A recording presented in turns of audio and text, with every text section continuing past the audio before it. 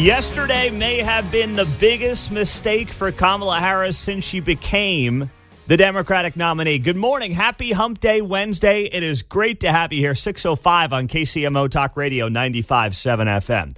Yesterday, Kamala Harris went on Wisconsin Public Radio, the national panhandler radio affiliate in the state of Wisconsin, and to me, made the biggest mistake that she has made when actually talking about policy, which she rarely actually does, and said that she would eliminate the filibuster when it comes to Roe v. Wade and restoring that at the federal level. Here she was, Wisconsin Public Radio, Kamala Harris yesterday. I've been very clear. I think we should eliminate the filibuster for Roe. And we need and get us to the point where 51 votes would be what we need to actually put back in law the protections for reproductive freedom and for the ability of every person and every woman to make decisions about their own body and not have their government tell them what to do. That is a colossal mistake for Kamala Harris. So, if you don't know, basically in the U.S. Senate, there's 100 members in the U.S. Senate. And the vast majority of legislation requires 60 votes for a bill to pass. That's why a lot doesn't really get done in Congress. Everything is so divided. One party has not had 60 senators in quite some time. So you need bipartisan support for the most part. And you haven't been able to get to that 60 vote threshold for a lot of things. And there's, by the way, a good part of that. It means that we're not a country that's changing laws every 4 years based on who's in control of the Senate, the House, and the White House. We have a system that is slow, that's designed to be slow, that's also designed for compromise. That's the point of having this filibuster where you need 60 votes in the U.S. Senate in place, which it's been for about 50 years now. It's designed to be a slow process, where you don't have laws just willy-nilly changing every couple of years based on who is in control. That would be kind of chaotic. And for Kamala Harris to say, yeah, you know what? We will go down to a simple majority. We'll make it so that we can just codify Roe v. Wade in the law with 51 votes in the U.S. Senate. Well, guess what? That could be used against you as well. That's the concerning part for either political party. If you create a world where 51 votes gets it done in the U.S. Senate for whatever you want to do, well, then what happens? When the other party's in power, they can use that right back in your face. If abortion is your issue, you could theoretically then say, well, a Republican White House, a Republican House, a Republican Senate on a simple majority vote could ban abortion federally. How would you feel about that? It doesn't matter whether or not the votes are there or that it would happen. It opens up the conversation. And Kamala Harris is the one who is starting that conversation in one of the biggest mistakes that she has made. I would say the biggest mistake that she has made on the campaign trail since she was basically anointed as the Democratic nominee in mid to late July. And don't just take my word for it. You have prominent Democrats in the U.S. Senate saying, yeah, bad idea. Let's start with Kyrsten Sinema, Democrat from Arizona. She put on X yesterday afternoon to state the supremely obvious: eliminating the filibuster to codify Roe v. Wade also enables a future Congress to ban all abortion nationwide. What an absolutely terrible, short-sighted idea. That is from a Democrat talking about Kamala Harris's comments. U.S. Senator from Arizona, which of course is a state that is right now leaning towards Donald Trump based on the polling. Joe Manchin, West Virginia. He told CNN yesterday, Kamala knows the filibuster is the holy grail of democracy. It's the only thing that keeps us talking and working together. If she gets rid of that, then this would be the House on steroids. What Joe Manchin is saying there is that, the House of Representatives is all simple majority stuff. 435 members of the House and everything is done based on a simple majority. You just need the 218 votes to get done what you want to get done. The Senate is the body where things slow down, where there's typically a lot more compromise, and where you have to be able to reach across the aisle for the most part. This is why Kamala Harris doesn't do a lot of interviews, because she tells people what they want to hear, and she has absolutely no principles. Say what you want about Donald Trump, but Donald Trump believes what he says, and he's had these same opinions for the better part of 30, 40 years. He's an open book. Kamala Harris is a closed book. And depending on which page you open to in that said book, you get a different answer. And that's been the problem for Kamala Harris. And this news yesterday, these comments yesterday, are going to hurt her in a big way. And the Trump team, John, should be running campaign ads yesterday with this clip in it. I'll take a threat to democracy for 40, please. Yeah. That's a great point as well. Well, I've been doing the news. I thought you were playing the game as a Jeopardy, it sounds like. Yes. I am so glad you brought that up. The same people that are insisting Donald Trump is the threat to democracy are now advocating for removing the filibuster. The same people who say and have made Donald Trump being a threat to democracy, air quotes, as one of the tenets of their entire campaign, are now saying, no, we want to change the rules, the decades-long rules in the U.S. Senate, to achieve our desired goals. Who's the threat to democracy now? Stack the cord. Yeah. Drop the talk. Yes. Make Puerto Rico and Washington, D.C. states. You realize those are all things that they would try to do if they eliminate the filibuster, right? And to be clear, they're the ones talking about it. Make Washington, D.C. a state, make Puerto Rico a state. If they eliminate the filibuster, it is going to be a free-for-all when it comes to left-wing chaos in Washington, D.C., because all they care about is control. And if you get 2 more states that are, by the way, going to be blue states, you get more U.S. senators, you pack the Supreme Court, it is going to be an absolute field day. If this is not something that Donald Trump's campaign is using today, tomorrow, and for the next 41 days until November 5, then shame on him and shame on that campaign. This is a place that even if you're Kamala Harris and you want to go there, you don't.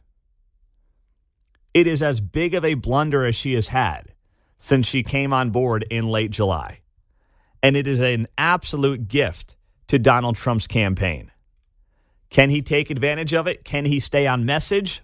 Well, as always with Trump, that's anybody's guess. But he was handed an absolute gift yesterday. And if you're a Donald Trump voter, you better hope like heck he knows how to use it to his advantage.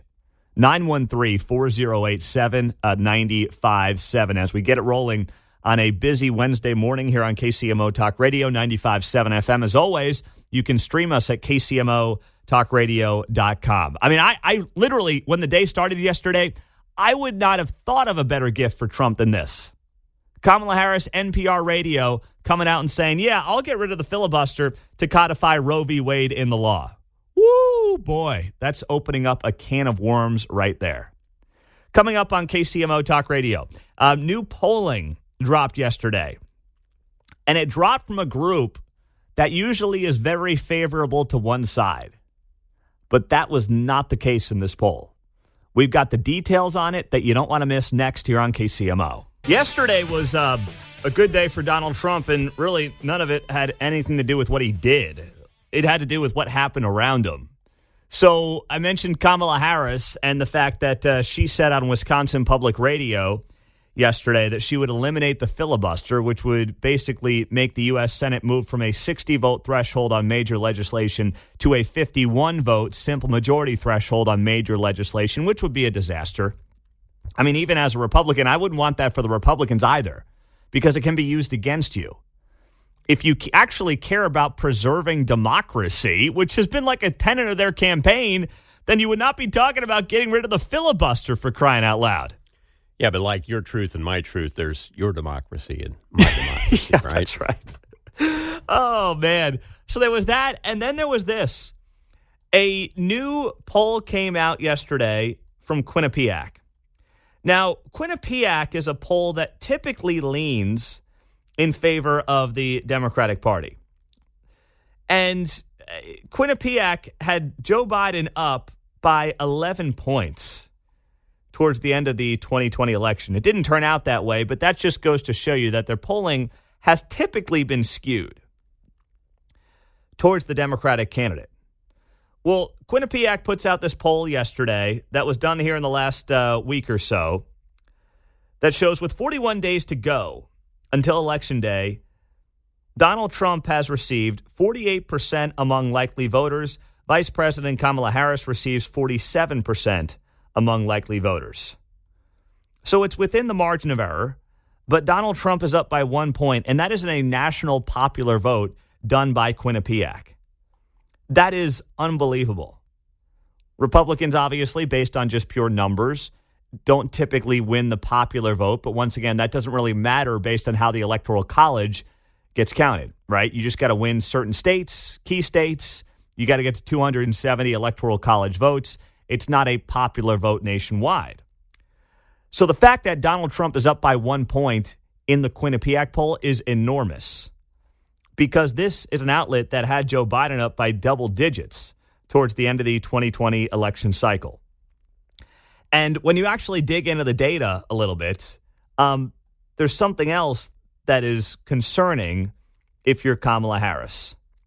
Donald Trump is beating you with independents by 3 points nationwide. 47% for Donald Trump, 44% for Kamala Harris.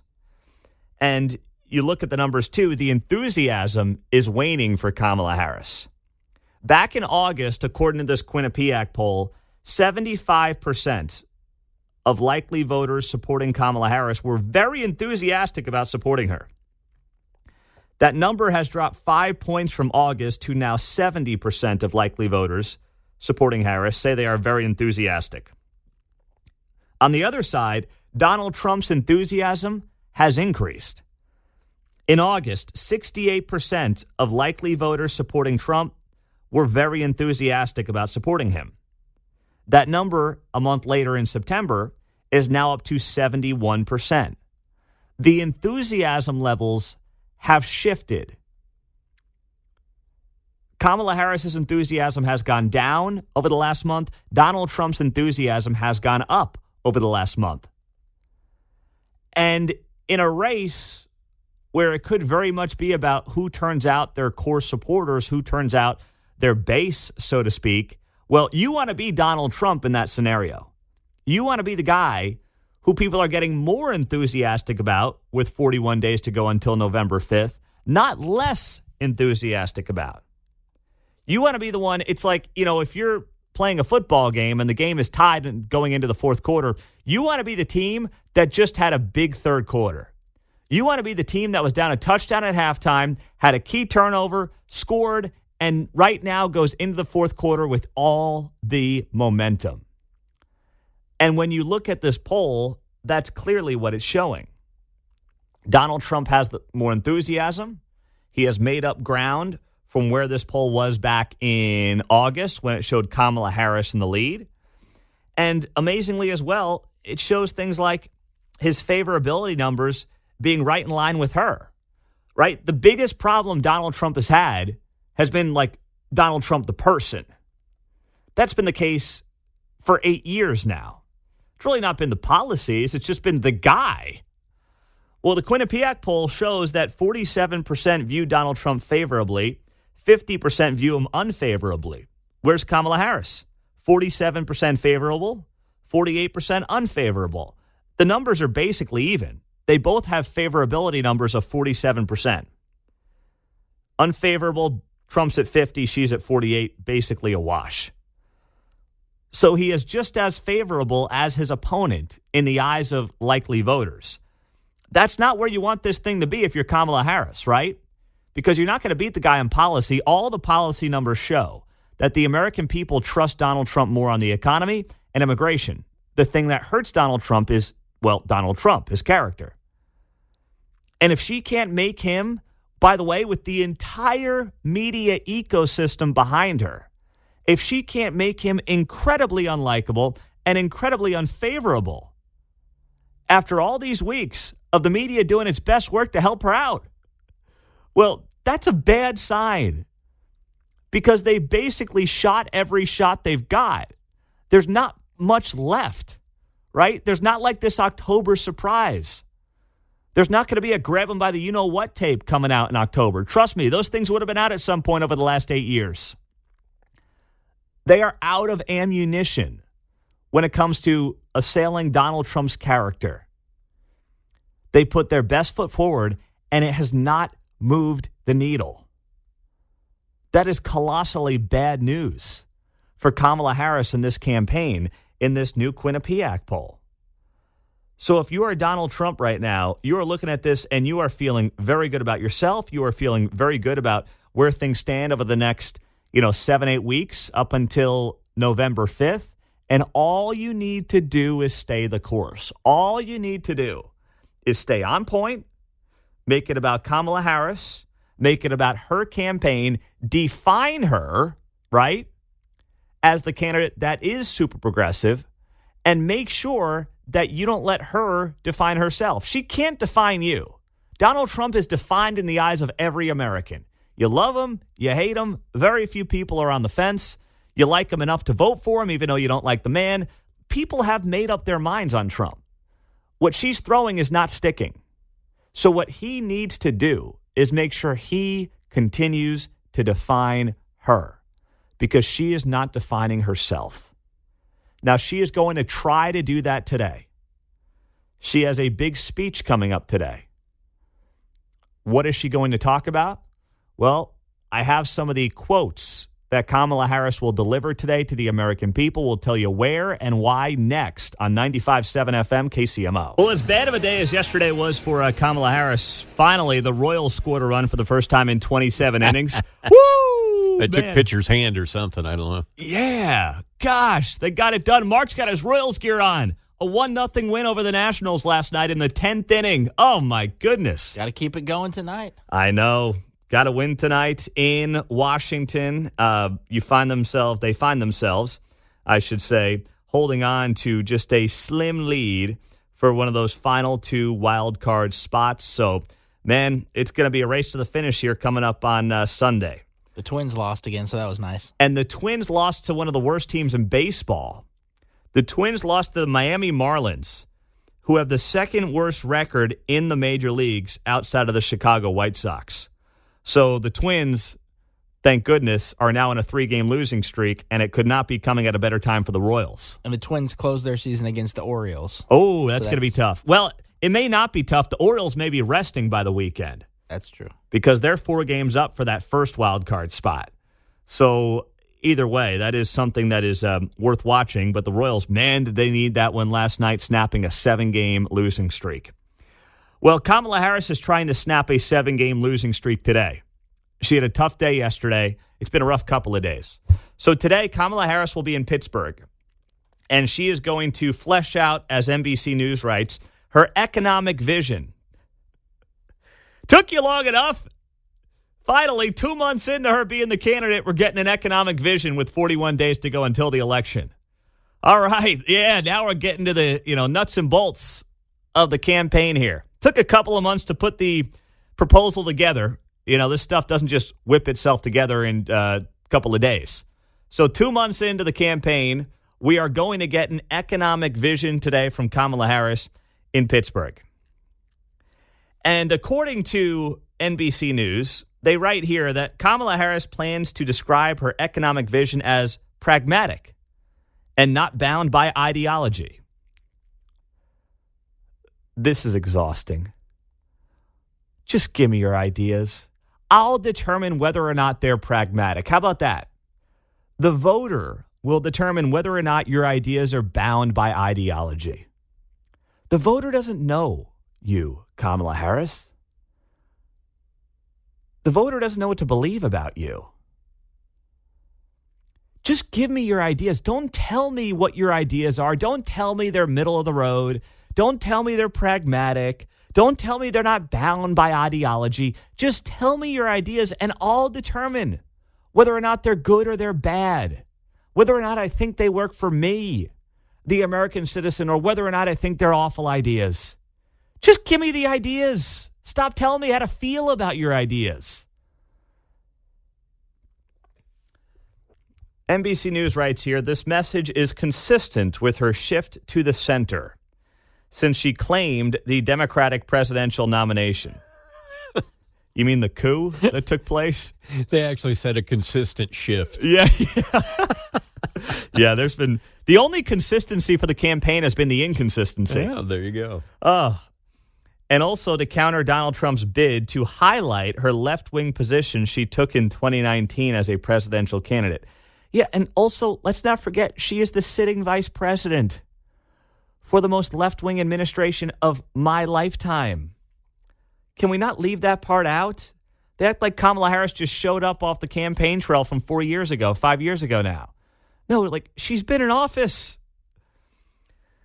NBC News writes here that Kamala Harris will also present herself today in Pittsburgh as the candidate of the working class, touting her humble upbringing and portraying Donald Trump as a candidate who's interested in only enriching wealthy people like himself, according to excerpts viewed by NBC News.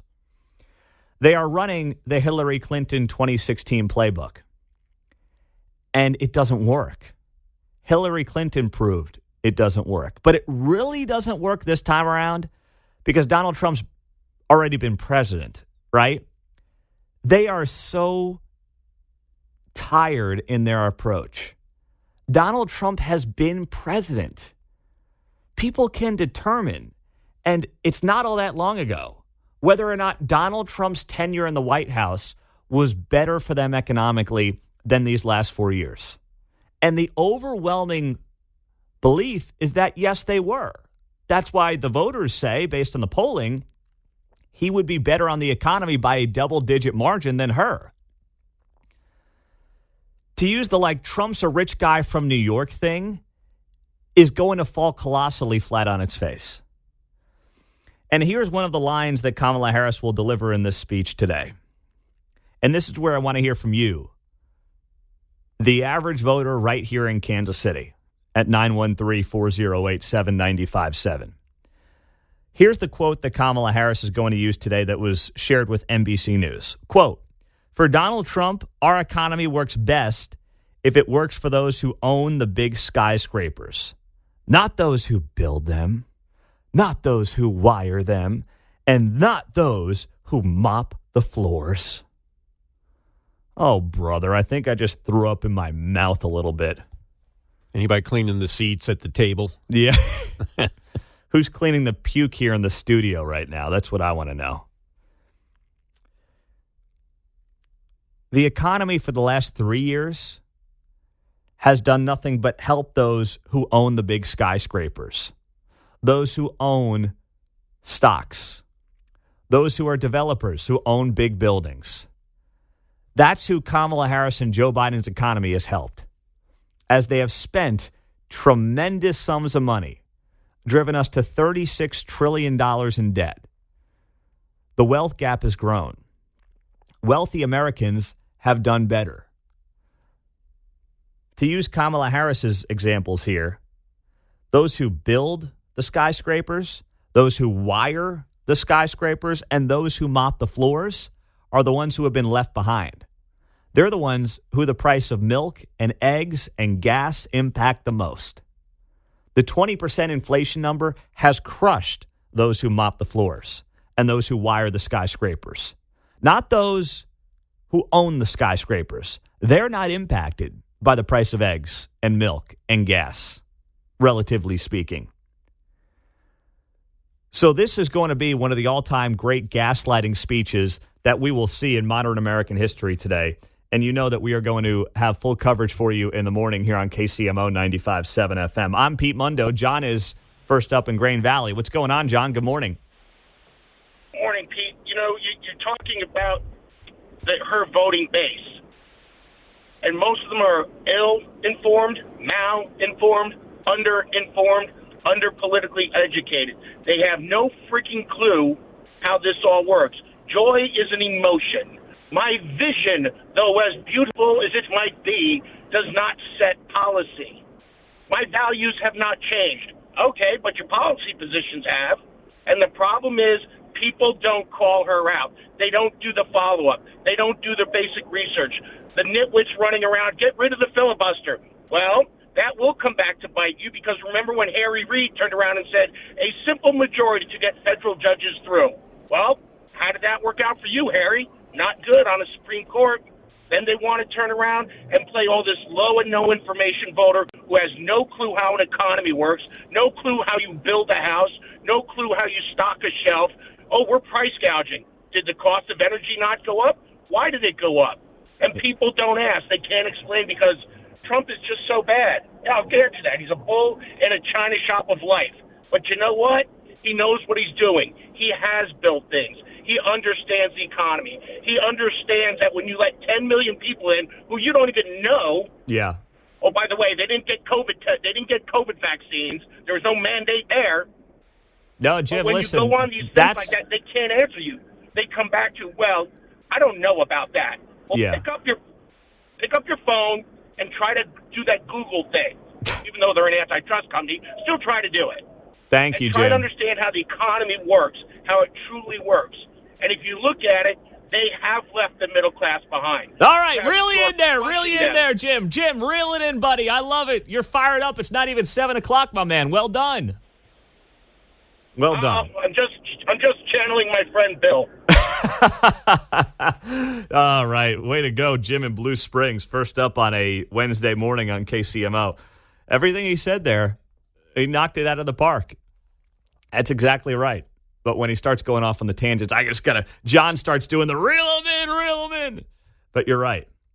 As this person says on the text line 7876, Pete, as long as Kamala's ideas today in Pittsburgh are not, quote, burdened by what has been. Very well done. It will be an interesting day today in Pittsburgh. We'll be watching to see how it plays out here on KCMO Talk Radio 95.7 FM. As always, we are streaming on the KCMO Talk Radio app, 913-408-7957.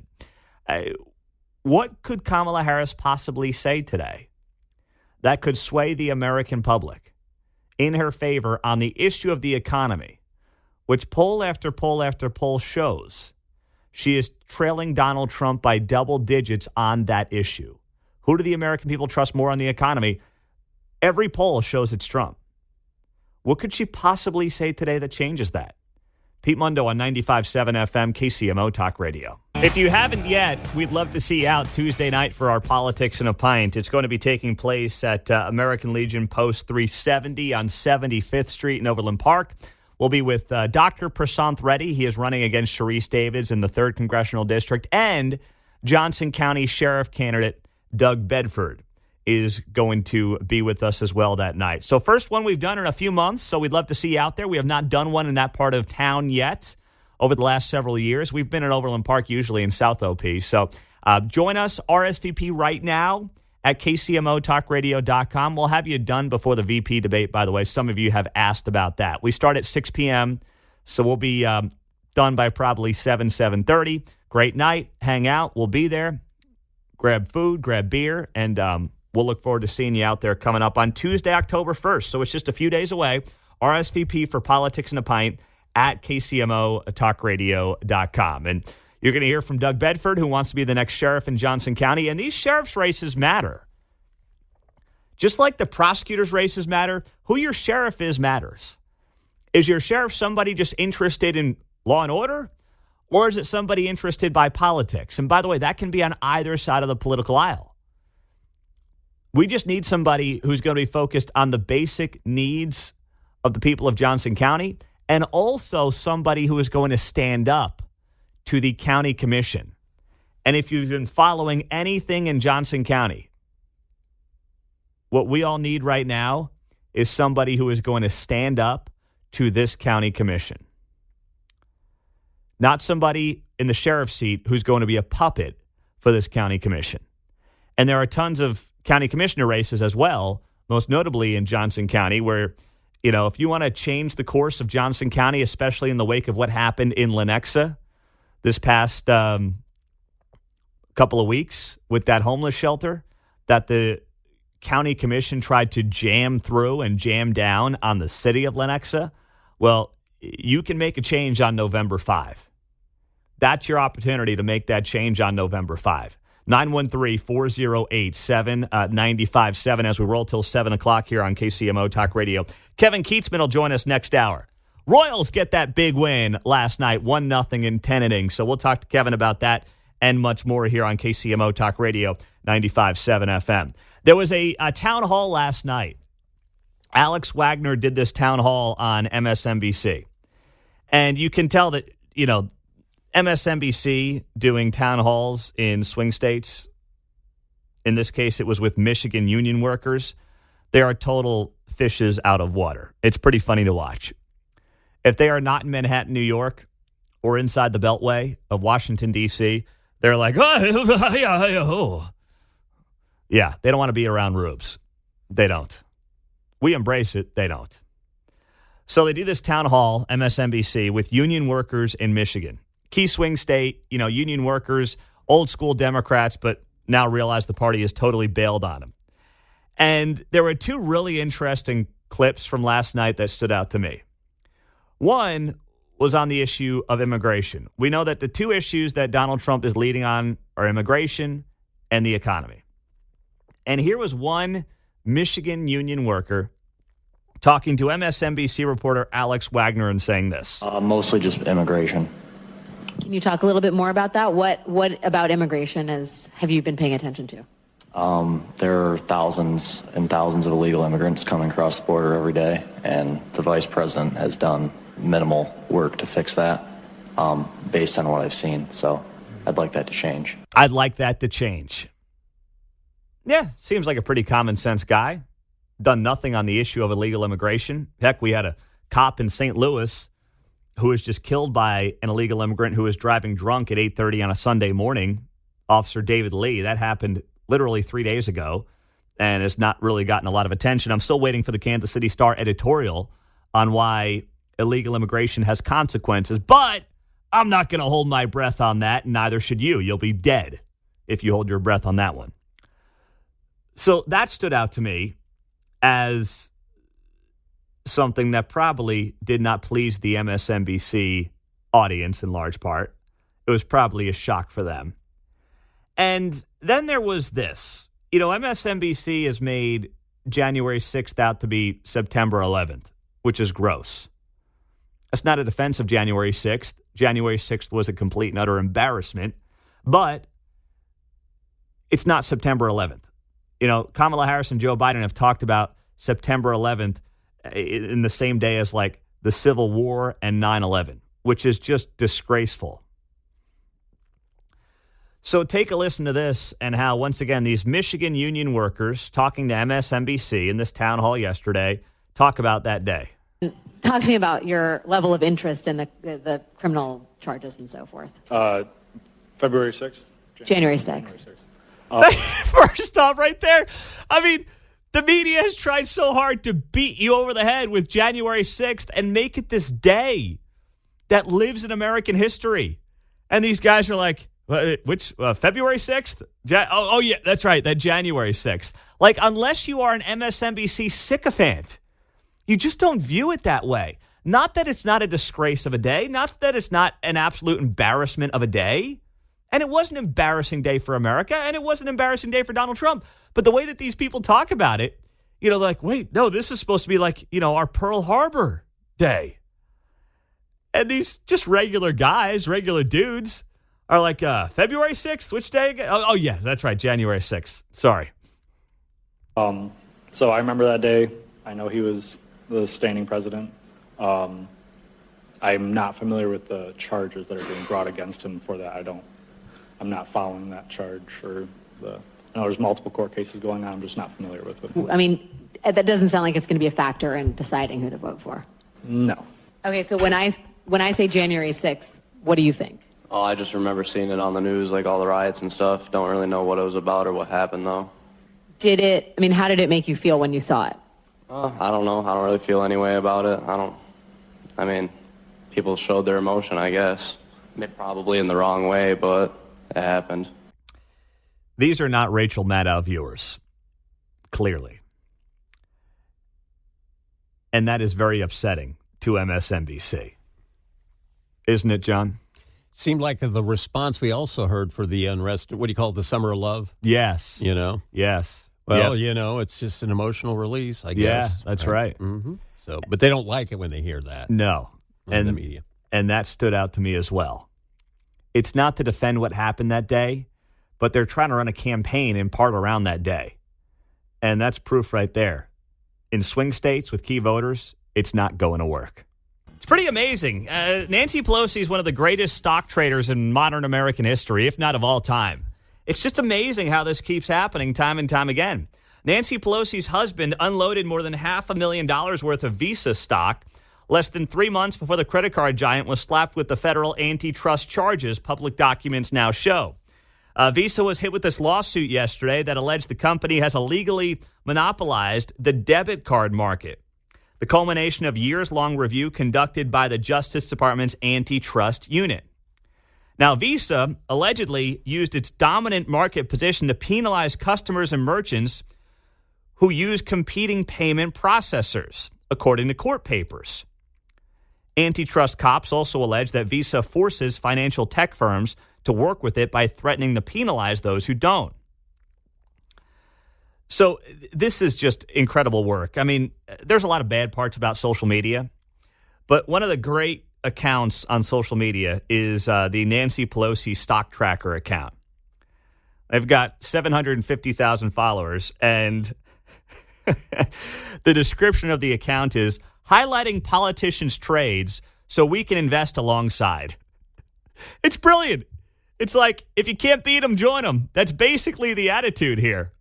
And by the way, they do it across the political aisle, to be very clear. Now, they focus on Nancy Pelosi because her husband obviously is in that line of work. They have been probably the most prominent example. While there's no clear evidence of insider trading, let me be very clear on that as well. There's no evidence of insider trading with Nancy Pelosi or any other politician, obviously, for that matter. We all do the old wink, wink, nod, nod. We know that it happens, right?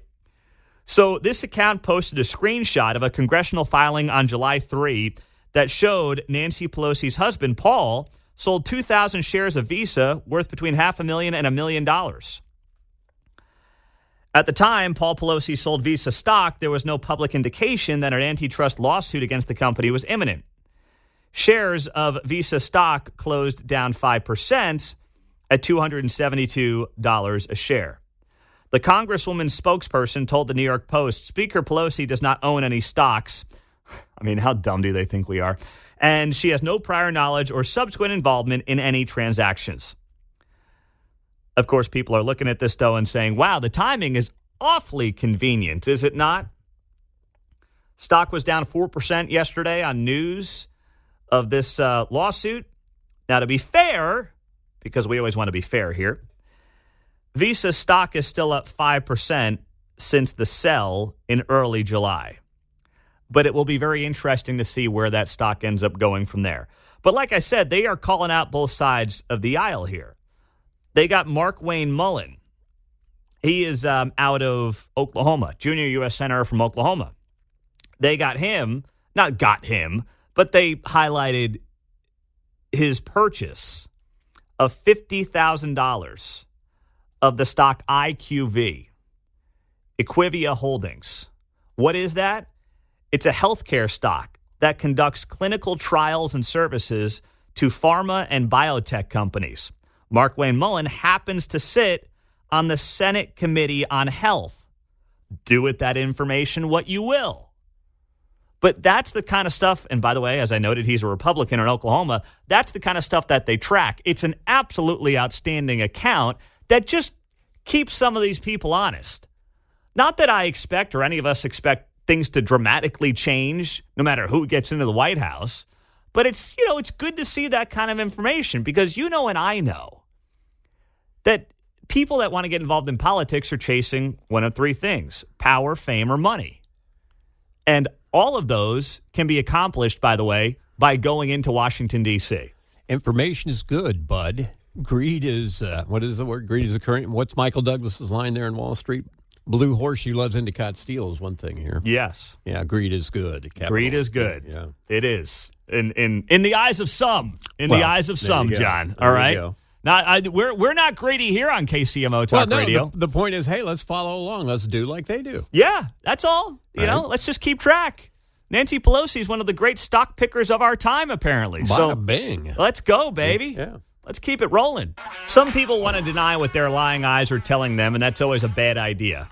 I made that mistake 2 years ago. Good morning. Happy Wednesday. It's great to be here on KCMO. Nate Silver is a guy who does a lot of data analysis.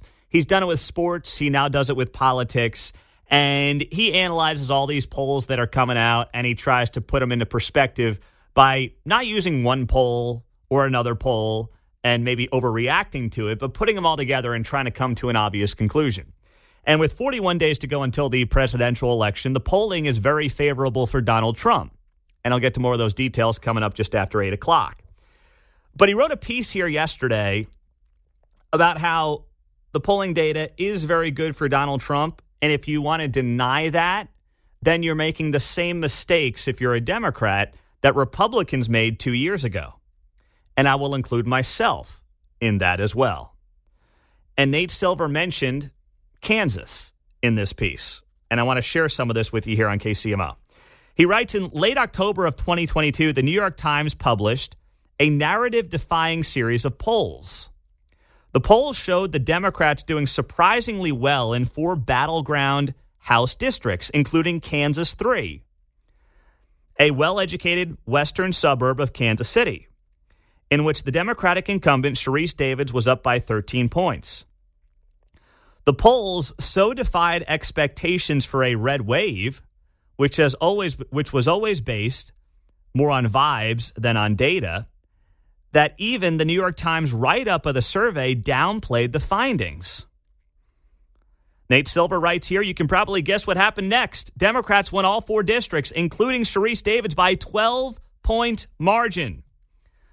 The polls that had been slandered as outliers by Twitter armchair quarterbacks and dumb radio hosts in Kansas City pretty much nailed it. I added that line about dumb radio hosts in Kansas City because that would be me. I'm the guy who said there's no way that poll is right in the New York Times. There is no way that Sharice Davids wins by 12 to 13 points. There's not a chance. In fact, I'll run a naked lap around Corporate Woods if Sharice Davids wins by 10. And if you've been listening to this show for 2 years, you know what happens next. Mark is filming me running a naked lap around Corporate Woods. And he's still in therapy for it, aren't you, Mark? Yeah, I just shake my head over here. Yeah, he's got an appointment tonight. I'm covering his costs, by the way. It's still costing me, that naked lap. Not only does it live in infamy on social media, but I got to pay for Mark's therapy. He's only going twice a month, so it's not an every week thing. But, you know, it's the least I can do as a friend. Thank you. And a colleague. So the point here that Nate Silver is making is that the new New York Times Siena poll that came out here recently that has Donald Trump ahead by 1 point, people are saying, hey, that's an outlier. Come on now. There's a lot of polls that we can find that suggest Kamala Harris is up by several points in these swing states. She's going to do great. And Nate Silver is sitting here and saying, well, hold on. The New York Times poll, which according to his calculations is the second highest rated outlet when it comes to polling in the country, shows that Donald Trump's in a great spot. And if you're denying that, you're making the same mistake that Republicans made 2 years ago when they said the red wave is coming. The tsunami is here. And of course, it was nothing more than a trickle of a red wave. The wave never came to be. So what do you do then with this information? Well, once again, you don't overreact to it either way. Polling's out all the time. Some of it's beneficial to your preferred candidate. Some of it's not. But what you do is you say, okay, who's actually done a good job when you look at the numbers and the polling numbers and the polling data? Who hasn't? You put a little more emphasis on those who have done well. those who have been most accurate in recent years, and you try to pile all this stuff together and come to a conclusion. And the conclusion that you can come to right now is that Donald Trump always underpolls. Every single time Donald Trump underpolls, going back 8 years. And if you have him now neck and neck in some of these polls with Kamala Harris, if not up 1 point, whatever, you're within the margin of error. And that is in a national popular vote poll, right? Which usually Republicans lose because Democrats run up numbers in places like New York and California. Then that is an incredible sign for this guy with 41 days to go until November 5. You can't ask for a better sign than that. And then when you've got Kamala Harris saying things like this on Wisconsin Public Radio about eliminating the Senate filibuster to codify Roe v. Wade, man, you're cooking if you're Trump. I've been very clear. I think we should eliminate the filibuster for Roe, and we need and get us to the point where 51 votes would be what we need to actually put back in law the protections for reproductive freedom and for the ability of every person and every woman to make decisions about their own body and not have their government tell them what to do. That is a gift to Donald Trump yesterday, talking about Kamala Harris on National Panhandler Radio in Wisconsin, promoting the idea of eliminating the filibuster, which requires 60 votes in the 100-person U.S. Senate to pass major legislation. She came out and said that yesterday. If Donald Trump is not talking about that, if there are not commercials on behalf of Donald Trump talking about those comments today, their campaign has royally screwed up. That is a gift. And the fact that the polling shows it neck and neck before that quote dropped yesterday on Wisconsin Public Radio, man, if you can't take advantage of that, you're not doing the job.